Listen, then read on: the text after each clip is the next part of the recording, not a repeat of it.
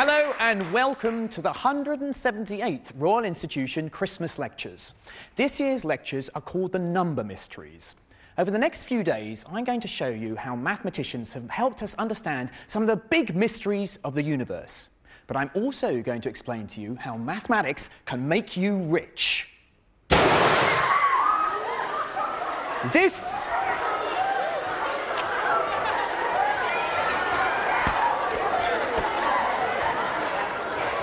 is $1 million. $1 million, and it could be yours.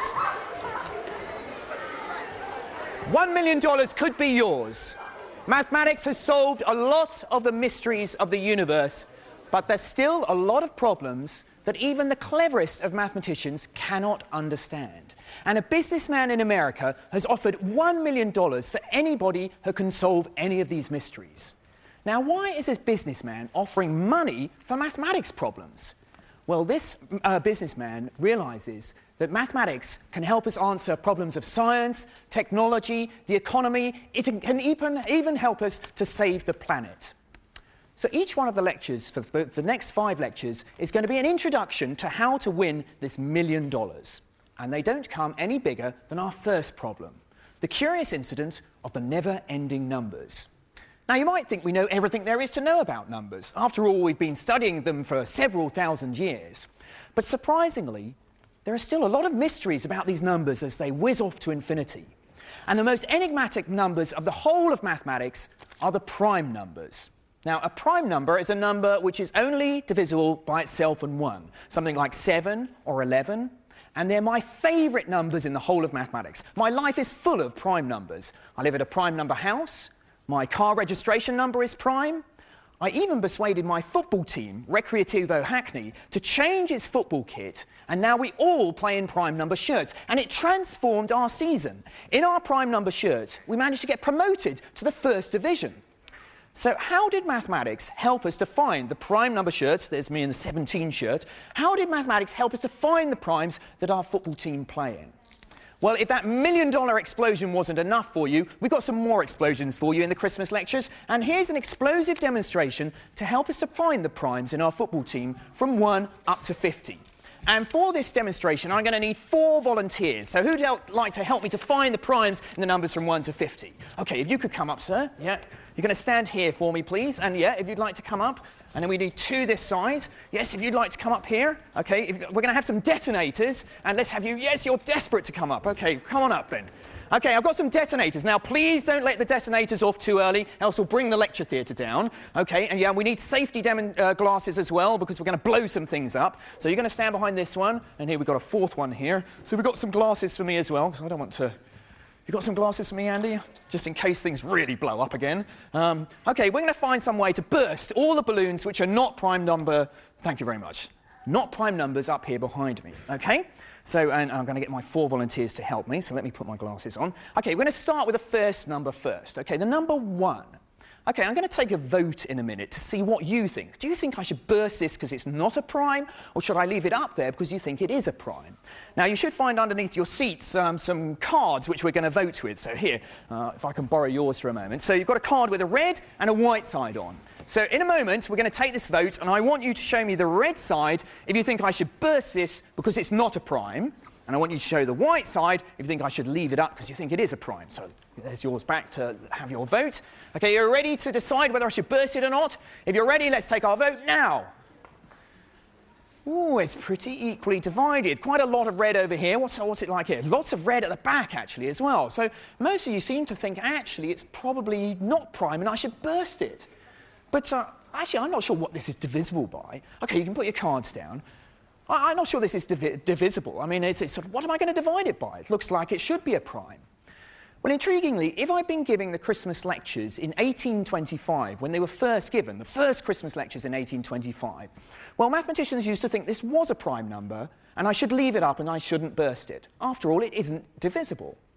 But in 2006, we think about the primes slightly differently. And I'll explain in a minute why the primes, they're building blocks. And you don't really get anything new if you multiply by 1. So all of you who showed the red side are in fact right. I should burst this balloon because in 2006, we say it's not a prime number. So let me burst it.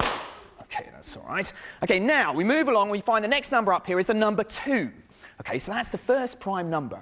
So I'm going to try and knock out all the balloons which are divisible by 2. Anything in the 2 times table isn't a prime. So I'm going to knock out all the even numbers. My first volunteer here is going to help me do it. So what's your name, sir? Robert. Robert's going to knock out everything in the 2 times table except for 2. People are already putting their fingers in their ear just in case of the explosion. So we're going to count him down, okay? Are you ready? We're going to go 3, 2, 1, and then he can explode them. Okay, 3, 2, 1, go! There we go. There's off they go.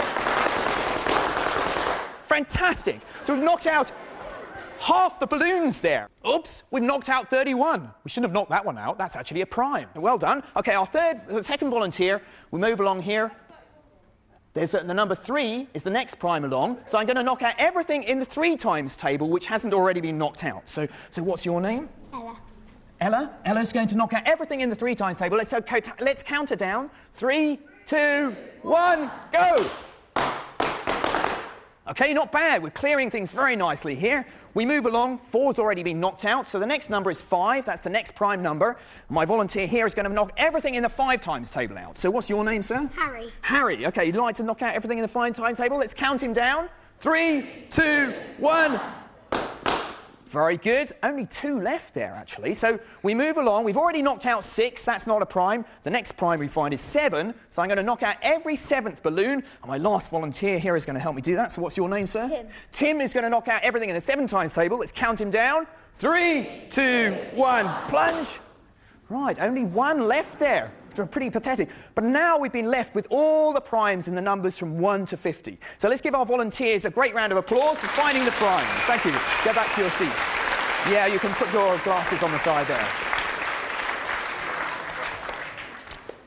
Well, believe it or not, it was actually a librarian who came up with that way for finding the primes, the librarian in ancient Alexandria, but I don't think he used balloons to pop them in the library anyway. Even with just 4 detonations here, we've actually found all the primes between 1 and 50. That's enough for my football team, but the primes, they go on forever. As I look more and more through these numbers, I'm going to find more and more primes scattered in amongst the numbers. And this way of popping balloons becomes a little bit inefficient. So I'd like to try and find some pattern in these to help me to find more of the primes. The trouble is, if you look at these numbers, there doesn't seem to be much pattern at all. Here's the number I play in, the number 17 shirt, was followed quickly after by the number 19 shirt. Then I come down here, 23, and I've got a massive gap here of 6 numbers, none of which are prime. And I've come down here, 2 close again together. I've got 41 and 43. And actually, these are rather special primes. These are the closest that 2 primes can be together, except for these 2 up here, because the one in the middle is always going to be even. So we actually call these twin primes. Now, I have 2 twin daughters, actually, but my wife wouldn't let me call them 41 and 43, so unfortunately, that's their middle names, actually, my secret middle names for them. But actually, this character about the primes, where you get some very close together, and then a big gaps, carries on, as you look through the primes bigger and bigger, seems to have this very unpredictable behaviour. Now, mathematician, I would love to find a pattern in these numbers. I mean, when I say I'm a mathematician, I think most people think that what I do in my office is I sort of doing long division to lots of decimal places. But actually, what I'm doing all day in my office is trying to look for patterns. A mathematician is a pattern searcher. So I'm desperate to try and find some pattern to help me find these primes. Now, the reason I'm so obsessed with these numbers is not because they helped my football team to get promoted, although that was very nice of them. It's because they're the building blocks of my subject. And I would need a volunteer to try and help me to explain why the primes are building blocks. Yeah, if you'd like to come up over here. Okay. So I've got a number for you here, and we're going to try and see, first of all, whether it's a prime number. So if you'd like to stand the other side of this number here, you come here. Down here, great. Okay, what's your name? Morgan. Morgan is going to try and see whether